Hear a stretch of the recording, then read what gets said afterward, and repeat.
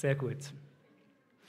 Kennt ihr das, wenn ihr mit jemandem anfangen zu reden über ein Thema und jetzt auch das Gefühl, wir sind etwa auf dem gleichen Stand bei diesem Thema und dann stellt sich heraus, dass die Person sich extrem viel besser auskennt als ihr. So überdurchschnittlich, das gibt es bei mir häufig, vielleicht bin ich einfach unterdurchschnittlich, aber irgendwie häufig Politik zum Beispiel oder so, wenn irgendein Thema, irgendeine Abstimmung und du weißt so ungefähr die Parolen von welchen Parteien und dann kommen da plötzlich Argumente und denkst so, oh, krass, ich kann gar nicht mitreden. Das ist ganz auf einer anderen Ebene. Und solche Leute sagen wir heutzutage Nerd, oder? Kennt ihr den Ausdruck? Nerd?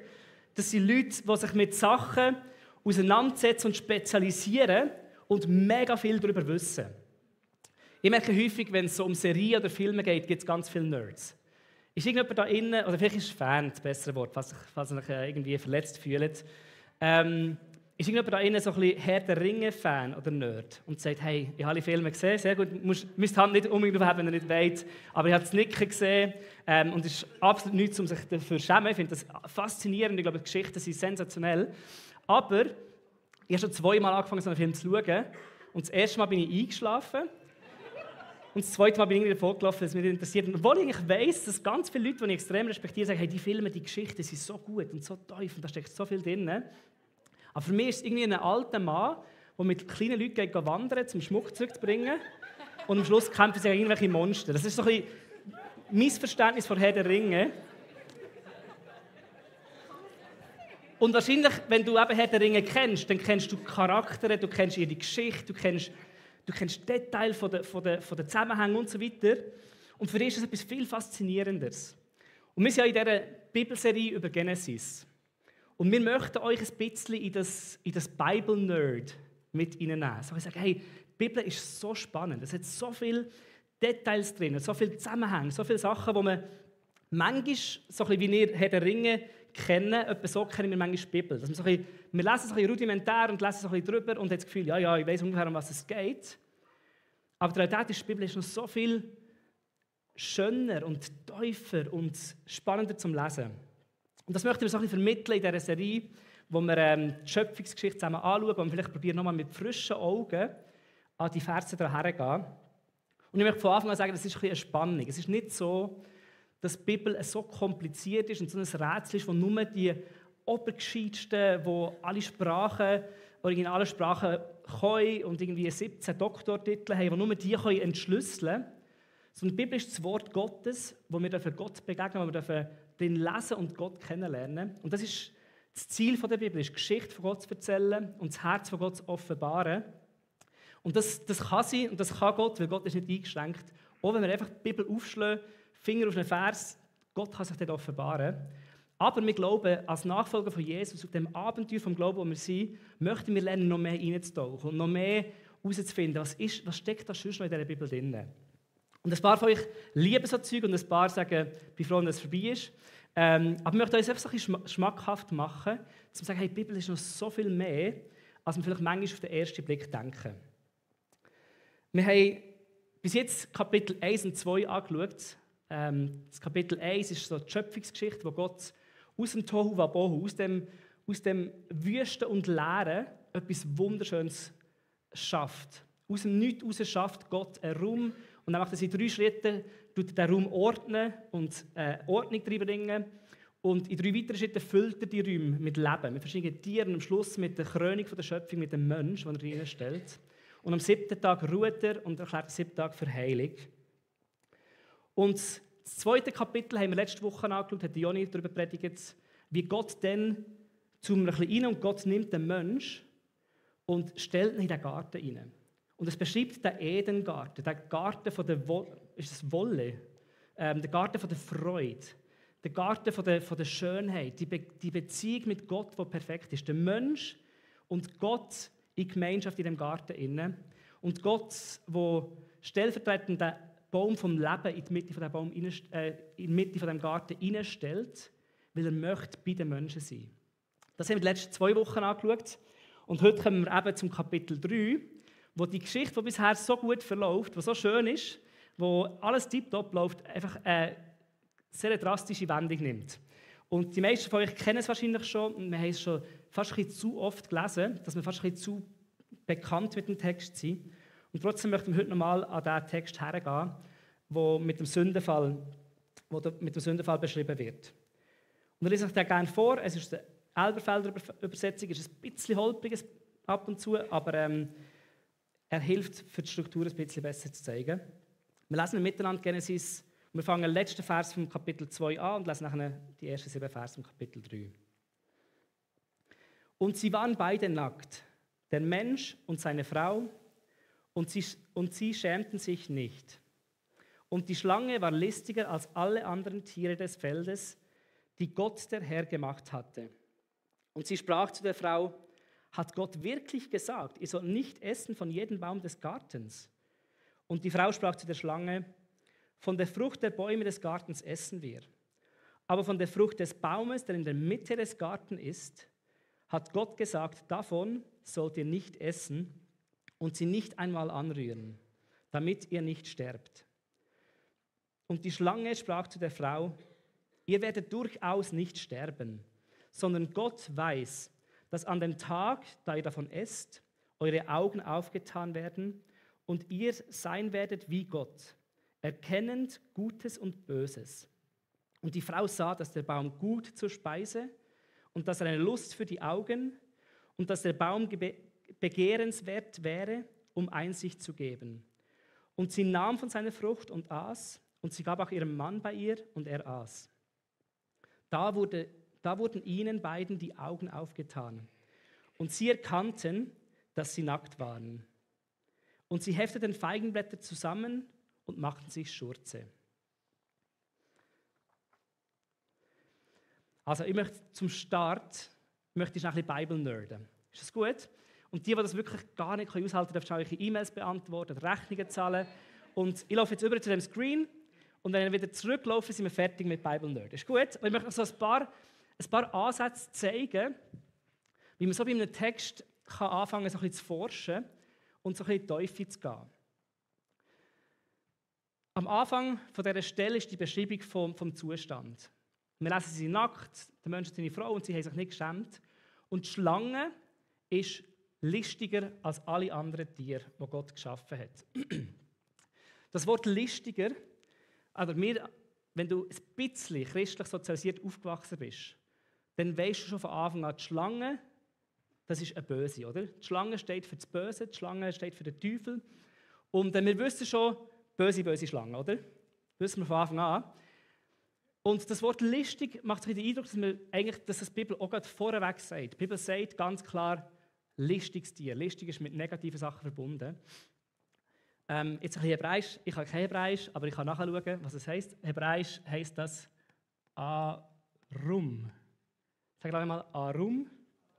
Ihr könnt alle Hebräisch, sehr gut. Arum. Arum ist ein Wort, das damit listiger übersetzt ist. Jetzt kann man das Wort Arum nachschauen und schauen, wie wird denn das Wort sonst noch in der Bibel so übersetzt? Und wenn wir das machen, es gibt zum Beispiel ein Tool, das heißt CSV-Bibel, das recht cool ist, ist eben auch ein bisschen mit einer schwierigen Übersetzung. Jetzt muss ich das schnell löschen, glaube ich, wenn ich das schaffe. Genau, dann sehen wir da, das ist das Wort Arum, dann noch Strong, welches Wort das ist, H6175. So wird es geschrieben, Hebräisch, falls jemand interessiert, rückwärts. Genau, und das Wort erscheint 11 Mal in der Bibel. Einmal im 1. Mose, 2 Mal im Hiob und 8 Mal in den Sprüchen. Von diesen 11 Mal wird das 8 Mal, und zwar 7 und 1, 8 Mal von 11 wird das Wort Arum mit klug oder weise oder vorausschauend übersetzt. Also etwas durchaus Positives. In den Sprüchen ist eigentlich Arum immer etwas sehr Positives. Der Arum und der Dumme werden dort häufig verglichen. Und 3 Mal, und zwar im Hiob und im Mose, wird es mit listig übersetzt. Ich sage das jetzt einfach wirklich nur so zum Spass. Einfach, dass man sieht, es ist noch spannend. Es gibt Theologen, die sagen, dass eigentlich die Schlange in dieser Geschichte als neutral gestartet hat und mit dem Menschen zusammen die Entscheidung gegen Gott getroffen hat. Kann man so sehen, ist vielleicht ein bisschen umstritten, ist das falsche Wort, aber ist vielleicht nicht so offensichtlich. Aber ich finde es so spannend, so das Wort anzuschauen. Etwas weiteres, was wir machen können, wenn wir ein bisschen nerden in der Bibel, ist so ein bisschen Strukturen anschauen von einem größeren Abschnitt. Die Joni hat das auch gemacht beim Genesis 1, bei dem ersten Satz, und wie das einmal 7 Wörter und dann 2x7 und dann 3x7 so aufbauend ist gemacht worden. Und man einfach sieht, da hat jemand ganz bewusst die Sätze gebaut und das Zeug strukturiert. Es ist nicht einfach per Zufall, jemand schreibt mal auf, was mir gerade so in den Sinn kommt, sondern da hat Mensch, inspiriert von Gott, ein Meisterwerk geschrieben. Und da sehen wir auch, das ist der erste, den wir gelesen haben, so der einleitende Beschrieb, von wie es ausgesehen hat. Und da unten, auf der gleichen Ebene, ist wieder ein Beschrieb, wie es nachher ausgesehen hat. Also das ist so Teil der Struktur. Wir müssen nachher, wenn wir zu euch schauen, ganz fest smilen, wenn ihr das so Zeug spannend findet, damit am Schluss weiss, ob sich das gelohnt hat oder nicht. Aber machen nicht lang, müsst ihr keine Angst haben. Nachher kommt hier ein zweiter Abschnitt, das ist ein Dialog. Der Tim Mackey von Bible Project hat da noch ganz, ganz viel herausgelesen und gesehen, was ich nicht checke, aber irgendwie auch wieder eine dreifache, auch wieder ein Dreierrhythmus von dreifach, wo zuerst redet die Schlange zu der Frau, dann redet die Frau zu der Schlange und dann redet wieder die Schlange zu der Frau. Genau, da kommt der Dialog, wo die Schlange und die Frau sich unterhalten. Und dann kommt als drittes da unten ist die Handlung der Frau, aufgrund von dem Gespräch. Und auch da sehen wir wieder, da ist ganz viel bewusste Struktur drin, das löst Zusammenhänge aus, die spannend sind. Das Wort hier kennen wir schon. Was ist das für ein Wort? Arum. Weiss jemand von euch, was nackt auf Hebräisch heisst? Es könnte ja sein, dass es jemand mal aus... Hurra! Gute Idee. Hurra. Ich habe eigentlich eine schöne Handschrift, aber auf dem Screen sehen wir mehr. Genau, Arom. Das Wort für nackt ist Arom. Und auch hier sagen die gescheiten Leute, dass jemand, der den Text im Hebräischen liest und da anfängt mit dem Mensch, der Arom-Zustand ist, und dann kommt die Schlange, die Arum ist. Das löst die Frage aus, inwiefern beeinflusst das Arum von dieser Schlange das Arom von dem Mensch? Ich weiß nicht, ob das wirklich so ist. Ich kann leider nicht Hebräisch. Aber anscheinend ist das eine sehr naheliegende Frage, die das auslöst. Und wir sehen, dass es tatsächlich das Arom komplett verändert. Von Arom, von nackt und nicht schämend zu Arom. Und es steht so nicht schämend, aber es steht, dass sie sich versteckt haben. Dass ihre Augen aufgegangen sind. Das heisst, es ist von Arom nicht schämend zu Arom schämend gegangen. Und da sehen wir auch etwas mega Spannendes, oder?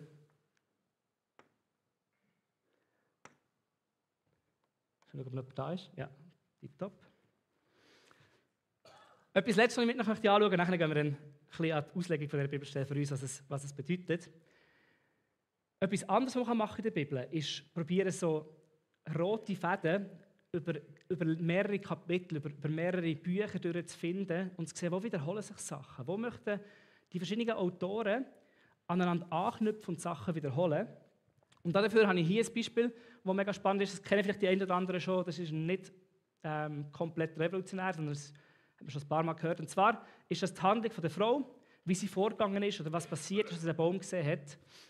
Zuerst ist sie gesehen, dass der Baum gut zur Speise war, also für den Körper. Etwas Zweites, was sie gesehen hat, ist, es ist eine Lust für die Augen. Sensationell. Und das Dritte, der Baum ist begehrenswert, zum Einsicht zu geben. Das sollte eine Krone sein. Also die 3 Sachen, die sie gesehen hat, ist, das ist gut für meinen Körper, das sieht schön aus für mein Auge und da ist Status, da ist Kraft, da ist Stolz damit verbunden. Wenn ich das nicht mehr, dann macht es mich zu etwas Besserem. Und wenn wir die 3, könnt ihr euch die merken, Speis, Lust und Status zum Beispiel. Wenn wir nachher 1. Johannes 2,16 anschauen, im Neuen Testament, schreibt er, denn alles, was in der Welt ist, die Lust des Fleisches, die Lust der Augen und der Hochmut des Lebens. Also da wieder der Dreiklang, die 3 Sachen. Und das sind die Sachen, die in der Welt innen sind und uns immer wieder herausfordern, wo wir sehen, und ein Hindernis für uns werden. Und man kann es gut argumentieren, dass auch die Versuchung von Jesus, wenn er in der Wüste ist, ganz gut in die 3 Kategorien hineinpasst. Und zwar, wo der Teufel ihm sagt, hey, mach aus diesen Steinen Brot, da haben wir wieder das, was der Körper möchte, das, was der Körper braucht. Wo der Teufel ihn auf den Tempel hochholt und sagt, hey, komm oben runter von der höchsten Spitze und die Engel werden dich tragen auf ihren Händen. Da könnt ihr euch ganz sicher sein, dass mit sehr, sehr viel Ruhm und Status und die Leute haben das gesehen und dachten, wow, wer ist das? Das ist der Messias, der kommt. So sehen wir den Hochmut oder den Stolz. Und das Dritte ist, wo der Teufel ihn auf einen Berg aufnimmt und sagt, schau mal all die schönen Sachen an. Er hat ihm gezeigt, alle Reiche der Welt und ihre Herrlichkeit. Und auch da wieder die 3 verschiedenen Kategorien, die sich auch hier durchziehen. Und ich habe also eine Grafik gemacht, so ein bisschen einen Überblick. Genau. Dass wir sehen, hey, stimmt, das scheint sich durchzuziehen durch die ganze Bibel. Und wie gesagt, das ist jetzt nicht etwas, wo wahrscheinlich jetzt heute Morgen, vielleicht ist für den einen oder anderen etwas drin, wo sagt, hey cool, da habe ich jetzt etwas mega Schönes mitgenommen für heute Morgen. Aber was ich damit möchte zeigen, ist, die biblischen Texte, die sind so schön und noch so viel tiefer und noch so viel mehr zum herausfinden, als wir vielleicht manchmal, wenn wir so den Text lesen und wir kennen ihn schon langsam, lesen wir drüber und sagen, ah ja, die Schlange, ah ja, das und der Äpfel und so weiter und verpassen manchmal, was man da alles noch entdecken könnte. Und das ist einfach eine Einladung an euch, falls euch das Spass macht, dann forscht, findet raus. Wir haben eine Bibelintensivgruppe, die sich regelmäßig trifft, die Bibel durchliest und zusammen austauscht. Aber das möchten wir so ein bisschen euch innen anstecken. Genau. Jetzt dürft ihr alle wieder zurückkommen und im Livestream wieder vor den Fernseher kommen. Genau, jetzt möchte ich den Text, den wir heute gelesen haben, überlegen, was heisst das jetzt für uns heute Morgen? Was können wir davon mitnehmen? Und es gibt 2 Sachen oder 2 Elemente, wo wir eben, weil wir ihn schon recht gut kennen, den Text, einfach so drüber lesen und denken, ah ja, ist okay so, oder? Das erste ist das, im Genesis 3, Vers 1 steht, die Schlange war listiger als alle Tiere des Feldes, die der Herr gemacht hat. Und sie sprach zu der Frau. Die Schlange redet zu der Frau. Eine sprechende Schlange. Und wir lesen hier nicht Narnia. Wir sind am Narnia lesen oder irgendeine Science-Fiction-Novel, sondern wir lesen hier die Bibel und die Bibel sagt, da ist die Schlange, da ist die Gestalt in dem Garten, wo Gott gemacht hat, bis jetzt alles perfekt. Und dann fängt die an reden mit den Menschen. Und manchmal passiert es, und es gibt noch einen Ausdruck für das, chronologischer Snobismus, hat es der C.S. Lewis genannt, dass wir das Gefühl haben, so, ja, die waren einfach dumm früher. Wir heute im 21. Jahrhundert, wir wissen, dass die nicht reden. Genau das Gleiche mit Jesus, der auferstanden ist oder auf dem Wasser gelaufen ist. So, wir wissen, dass Menschen nicht auferstehen, nachdem sie 3 Tage tot waren. Aber die Realität ist, das haben sie auch gewusst. Es ist nicht, dass wir gescheiter sind seit der Aufklärung, sondern es sind Sachen, die die Menschen auch gewusst haben. Und das sprechende Tier soll in uns Fragezeichen auslösen. Und das soll darauf hinweisen, dass da etwas Übernatürliches am Passieren ist. Tiere haben, oder soweit wir es gesehen haben, Tiere nicht im Garten Eden geredet, sondern es ist etwas Übernatürliches passiert mit dem Tier. Es ist etwas dahinter gesteckt. Der Teufel, der im Alten Testament Satan genannt wird, das ist hebräisch für Widersacher. Und im Neuen Testament wird er Diabolos genannt, das ist ein Durcheinanderbringer. Der wird in dieser Geschichte als personifiziertes Gegenüber dargestellt, als Schlange, oder? Also das Gegenüber, das da ist und mit dieser Frau redet. Und wo die Schlange herkommt, ist eigentlich eine gute Frage. Wo kommt jetzt die Schlange her und warum redet die? Aber die Bibel gibt uns eigentlich keine Antwort. Die Bibel sagt uns nicht genau, warum das da Schlange ist, warum das sie reden kann, warum das Böse schon im Garten ist. Es gibt gewisse Ausleger, oder Jesaja und Ezekiel, die daher deuten, dass hinter dem Bösen gefallene Engel sind oder Mitarbeiter vom Rat von Gott. Der Jesaja sieht in so einer Vision den Thronraum und er sieht so Gestalten, die normalerweise Cherubin übersetzt werden, die um den Thron herum sind. Und dann nennt sie Seraphim, das heisst feurige Schlangen. Und das heißt, in meiner Vision habe ich die Schlangen vom Diener von Gott gesehen. Und er möchte vielleicht damit hindeuten, dass die Schlange ein ehemaliger Diener von Gott war. Und auch im Hiob sehen wir, dass der Satan Teil ist von dem Rat, der zusammenkommt und der Gott irgendein Mitarbeiter ist. Von dem her Schwierig zu sagen, wo der herkommt, aber irgendwie ist er schon dort gewesen, ist er Teil gewesen von Gottes Ratsversammlung. Der Satan oder die Schlange ist oder steht für einen Gegenspieler von Gott, der genau das Gegenteil möchte von dem, was Gott möchte. Gott hat in der Schöpfungsgeschichte bis jetzt Ordnung und Schönheit gebracht. Er hat Sachen geordnet, gefüllt mit Leben. Der Widersacher versucht es zu zerstören und Dunkelheit zu bringen. Die Absicht der Schlange ist es, könnte man vielleicht sagen, ist es zurückzugehen zum Tohu Wabohu. Gott hat das Tohu Wabohu genommen und hat das geordnet und schön gemacht und lebensfreundlich gemacht, Leben reingebracht. Und die Schlange möchte zurückgehen zu dem Zustand, wo es lebensfindlich ist, wo es dunkel ist. Und manchmal denke ich, der Teufel ist so, dass die rote Gestalt mit dem Dreizack in der Hand, so als eine Person.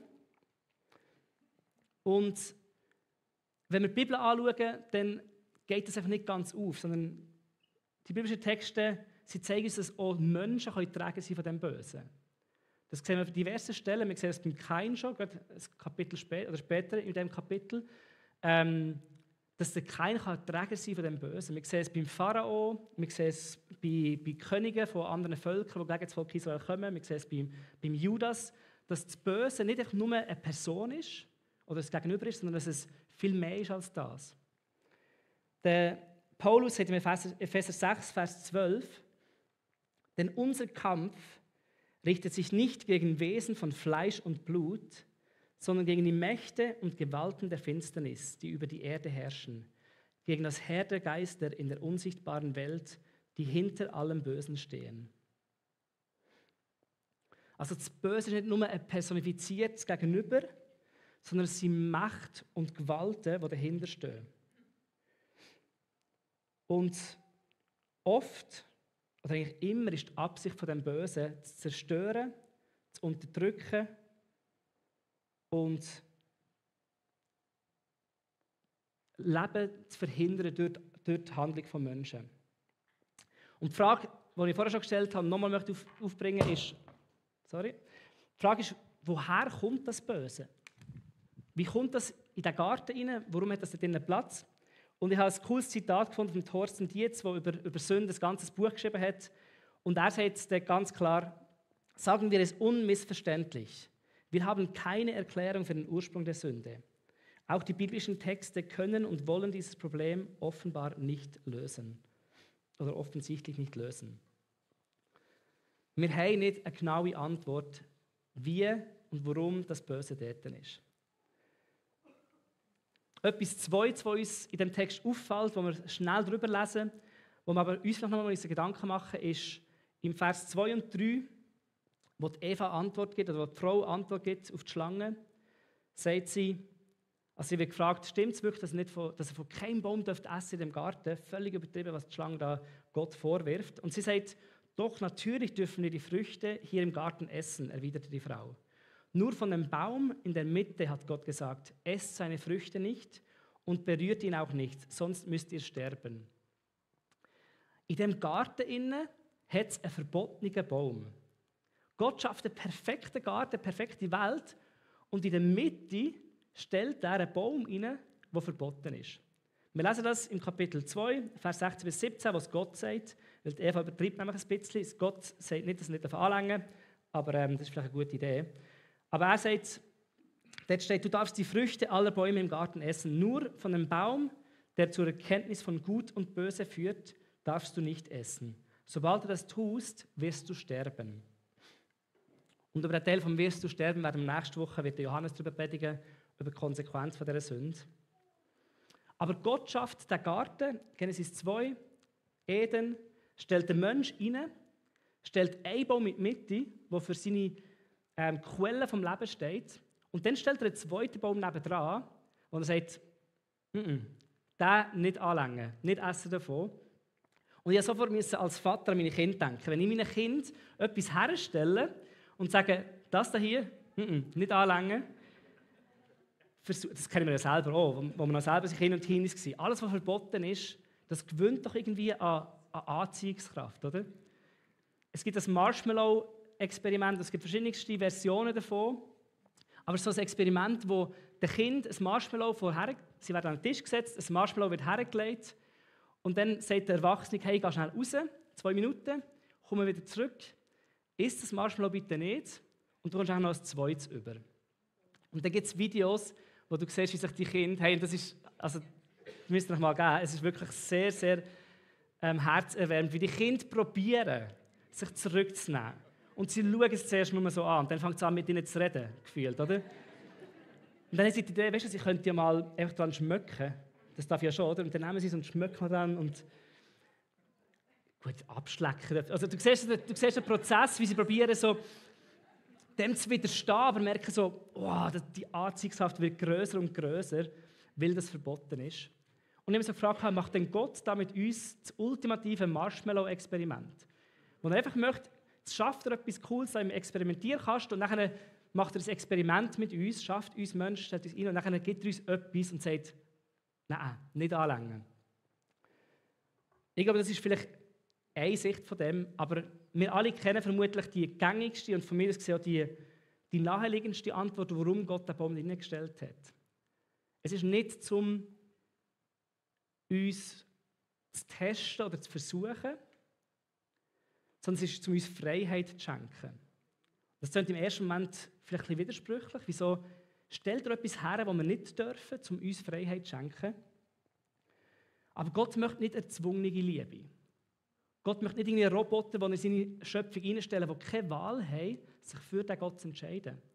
Sondern Gott möchte ihnen eine Option geben, dass der Mensch entscheiden kann, möchte ich mit dem Gott leben, möchte ich ihm vertrauen oder möchte ich es selber bestimmen. Für das steht der Baum. Er steht dafür für die Option der freien Wahl. Und Freiheit und Begrenzung ist ein Baum jetzt eine Begrenzung für uns Menschen. Begrenzt, was wir machen dürfen, wie wir uns bewegen dürfen, was wir nehmen dürfen. Oder steht er für Freiheit. Und der Tim Keller hat ein mega cooles Zitat in einem von seinen Büchern, wo er schreibt, Freiheit ist nicht die Abwesenheit von Begrenzungen und Zwängen, sondern das Finden der Richtigen, die unserer Natur entsprechen und uns befreien.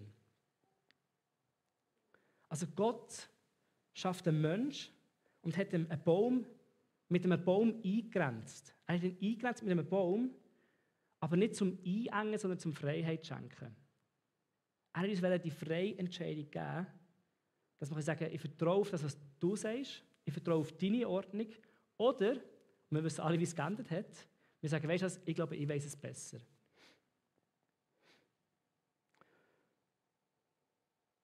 Und es kommt, ich finde, es landet ultimativ bei dieser Frage, vertraust du Gott? Für das steht der Baum. Vertraust du, dass Gott weiß, was gut ist, was richtig ist, wie es soll sein? Oder entscheidest du, weißt du was? Ich entscheide. Ich vertraue Gott nicht, dass er es gut meint. Ich vertraue Gott nicht, dass er es richtig meint, sondern ich glaube, ich weiß es besser.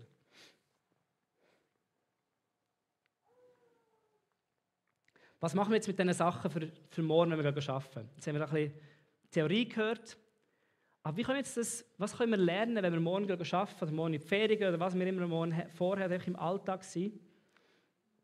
Und ich glaube, das Schöne ist, die Bibel malt in dieser Geschichte ein mega ehrliches Bild von Versuchung und wie Menschen mit dem Bösen umgehen. Auf der einen Seite macht es deutlich, dass jeder Mensch die freie Wahl hat zwischen Gut und Böse. Dass wir Menschen geschaffen sind mit dieser Freiheit, um uns zu entscheiden. Und gleichzeitig, und zwar nicht nur im Genesis 3, sondern durch die ganze biblische Geschichte durch, sehen wir es immer wieder, zeigt uns die Bibel auch, dass wir es nicht schaffen, konstant uns auf Gott zu vertrauen. Dass wir alle den Drang haben, die Tendenz haben, uns selber ins Zentrum zu stellen. Zu sagen, nein, ich glaube, ich weiß es doch ein bisschen besser als Gott. Und da ist die Bibel mega ehrlich darüber. Und wir denken jedes Mal, wenn einer kommt, wenn du zum ersten Mal die Bibel liest, denkst du, jetzt kommt der David, der König David, und liest so und denkst, mega cool, jetzt kommt der es schafft, der versprochen ist, und dann auch er kann den Versuch nicht widerstehen. Und immer wieder wiederholt sich das Muster bis zu einer gewissen Person, und ihr wisst vermutlich, wer das ist, wo im Neuen Testament kommt Jesus. Und Jesus widersteht diesen Versuchungen. Jesus fällt nicht darauf ein und er kann dieser Versuchung widerstehen. Und Unsere Aufgabe jetzt ist es, wie können wir lernen, als Nachfolger von Jesus, erstens seine Vergebung anzunehmen, was er gemacht hat, in dem Innen zu leben und zu sagen, hey, ich möchte all meine Fehler, möchte Jesus abgeben, ich möchte das annehmen, dass er ein perfektes Leben gelebt hat, dass er mich liebt und dass er meine Vergangenheit wegwischt. Und gleichzeitig, wie kann ich jetzt lernen, beim Vorwärtsgehen, mehr und mehr so werden wie Jesus? Wie kann ich mehr und mehr werden, dass ich Gott vertraue und nicht mich selber ins Zentrum stelle? Und ich glaube, es ist nicht einfach Willenskraft. Also das ist, ja, ich bin jetzt 35, ich habe das Gefühl, etwa die letzten 30 Jahre ist so das Rezept war Willenskraft. Jetzt gehen wir da raus und morgen, wenn eine Versuchung kommt, strengen wir uns wirklich an. Und vielleicht ist es ein Teil davon, dass wir bewusst kämpfen und ringen und so, aber ich glaube, ein Teil von der Reife und Teil von Jesus ähnlich zu werden, ist, dass wir Versuchungen von viel früher schon erkennen. Dass wir Versuchungen sehen, bevor sie da vor uns stehen und grosszügig aus dem Weg gehen. Ich glaube, das ist, was wir von Jesus lernen können, ist, dieser Versuchung so früh wie möglich aus dem Weg zu gehen. Und wenn es zu der Versuchung kommt, dann hat Jesus uns gesagt, hey, betet. Im Unser Vater hat er gesagt, betet Folgendes. Matthäus 6, Vers 13. Betet zum Vater und lass uns nicht in Versuchung geraten, sondern errette uns von dem Bösen. Also wir beten darum, dass Gott uns hilft, dass wir nicht in die Versuchung hineinkommen und dass er uns rettet von dem Bösen. Es ringen darum, es Gott bitten, dass er uns hilft, den Versuch aus dem Weg zu gehen. Weil wir sehen in dieser Geschichte, und wir sehen in der Bibel, dass wir alle nur einen Schritt davon weg sind, eine dumme Entscheidung zu treffen. Und etwas Zweites, was ich glaube, was wir ganz praktisch mitnehmen für diese Woche, ist, wenn wir ein bisschen die Strategie anschauen von dieser Versuchung oder das Muster von dieser Versuchung, ist ganz oft, dass unser Gottesbild in Frage gestellt wird. Ich weiß nicht, ob es aufgefallen ist oder ob ihr es auch schon gesehen habt, bei Jesus in der Wüste, bei der Frau am Baum. Die Stimme sagt immer, hat Gott wirklich gesagt? Weißt du, so das Fragende, hat Gott wirklich gesagt? Und so, ihr werdet nicht sterben. Also weißt du, so, nein. Oder Jesus ist getauft worden, der Heilige Geist kommt auf ihn und eine Stimme aus dem Himmel sagt, du bist mein geliebter Sohn, das ist mein geliebter Sohn. An ihm habe ich wohlgefallen. Das Erste, was der Teufel sagt in der Wüste, ist, wenn du wirklich Gottes Sohn bist. Das sind die ersten Worte. Und immer so das Fragende, das Hinterfragende, das Halbwahrheiten, das aus dem Kontext herausnehmen, Zweifel an den Zusagen von Gott. Und am Schluss des Tages ist die Strategie immer, die Absicht von Gott schlecht darzustellen. Du kommst zu kurz, wenn du Gott vertraust. Ich glaube, das ist die Essenz der Versuchung, ist, dass wir das Gefühl bekommen, wenn ich nicht das in meine eigenen Hände nehme und nicht selber in Angriff nehme, dann komme ich zu kurz. Ich kann Gott nicht vertrauen mit dem, weil wahrscheinlich möchte er nicht das Beste für mich. Wahrscheinlich hat er andere Probleme, wahrscheinlich hat er es noch gern, wenn es mir nicht so gut geht. Und ich glaube, es ist die grösste und gefährlichste Lüge, Gott eine Absicht zu geben, die nicht gut ist und nicht für uns ist. Und das sehen wir durch die ganze Bibel durch. Wir sehen in der Schöpfungsgeschichte, Gott ist gut und Gott möchte Gutes für uns. Der A.W. Tozer hat mal gesagt, was in unseren Gedanken auftaucht, wenn wir an Gott denken, ist das Wichtigste in unserem Leben. Was uns in den Sinn kommt, oder das Bild, das wir von Gott haben, ist das Wichtigste. Es entscheidet, wie wir unser Leben leben. Und einer meiner Lieblingsverse ist Johannes 10, Vers 10, weil dort Jesus nämlich genau ganz klar stellt, wem welche Absichten gehören. Er sagt im Johannes 10, Vers 10, der Dieb kommt nur, um die Schafe zu stehlen, um zu schlachten und um Verderben zu bringen. Ich aber bin gekommen, um ihnen Leben zu bringen, Leben in ganzer Fülle.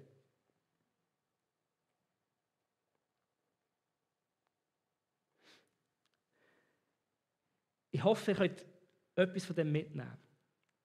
Sagen, weißt du, ich möchte Gott immer wieder einladen in mein Ringen. Ich möchte Gott immer wieder darum beten, dass er mir hilft, Versuchungen aus dem Weg zu gehen, zu vermeiden und dass er mich befreit vor dem Bösen.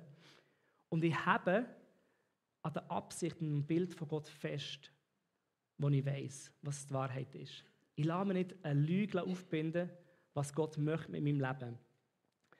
Es gibt viele christliche Denker und Autoren, die das schon gesagt haben. Der C.S. Lewis hat es, glaube ich, auch. Die zwei grössten Tricks vom Teufel sind entweder, dass er uns glauben lässt, er existiert nicht, oder er ist allmächtig. Also entweder eine absolute Ignoranz von, da ist irgendein Gegenspieler, da ist etwas Böses, das etwas gegen uns möchte, das möchte zerstören, was Gott am Bauen ist. Oder wir schreiben ihm so viel Macht zu und so viel, dass wir Angst haben vor ihm, dass wir das Gefühl haben, so, er ist allmächtig und Angst dominiert uns. Und ich möchte uns einladen, zusammen zu Vater unser zu beten.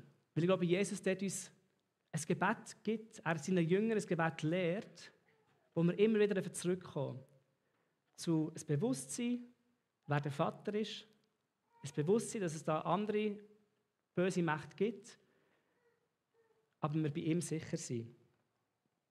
Jetzt auf dem Screen und vielleicht können wir es miteinander lesen. Es ist eventuell nicht ganz genau so, wie ihr es vielleicht auswendig gelernt habt, aber es ist gar nicht schlecht, weil wir uns nochmal bewusst überlegen, was wir da sagen. Lass uns miteinander beten. Unser Vater im Himmel, dein Name werde geheiligt, dein Reich komme, dein Wille geschehe auf der Erde, wie er im Himmel geschieht. Gib uns heute unser tägliches Brot und vergib uns unsere Schuld, wie auch wir denen vergeben haben, die an uns schuldig wurden. Und lass uns nicht in Versuchung geraten, sondern errette uns vor dem Bösen. Amen. Ich möchte jetzt, weil wir kein Worship haben, machen wir heute ein bisschen etwas anderes. Und zwar habe ich einfach, wie gewohnt, so ein paar Fragen, die ich euch möchte einladen, darüber zu reflektieren. Und vielleicht kannst du schon mal auf den Screen tun. Und ich möchte einfach euch einladen, nochmal euch Gedanken zu machen, was von dem möchte vielleicht Gott heute ansprechen in meinem Leben. Vielleicht ist es etwas vom Worship oder vom Quiz oder was auch immer. Was glaubst du, möchte Gott heute am Morgen Gott, dass du mitnimmst in deine Woche? Und ich habe ein paar Fragen aufgeschrieben und ich lese sie schnell vor für die im Podcast sind und ich kann mitlesen. Die erste Frage ist, wo und welche Art von Versuchungen lebst du in deinem Alltag? Wie gehst du mit Versuchungen um? Und die ultimativ grösste Frage, die du jemals fragen kannst, und zwar nicht nur einmal, zum Christ zu werden, so gesagt, sondern immer wieder fragen, vertraue ich Gott? Vertraue ich Gott? In jedem Bereich von meinem Leben. Glaube ich, dass er das Beste möchte für mich? Oder möchte ich mich selber ins Zentrum stellen, weil ich ihm nicht vertraue? Und vielleicht die letzte Frage ist, lasse ich Gott auch Grenzen ziehen? Und finde in diesen Grenzen, in diesen Begrenzungen eine Freiheit. Lass uns 3-4 Minuten Zeit nehmen. Und jeder von euch darf selber mit Gott die Frage stellen und hören, was er euch heute mitgeben möchte.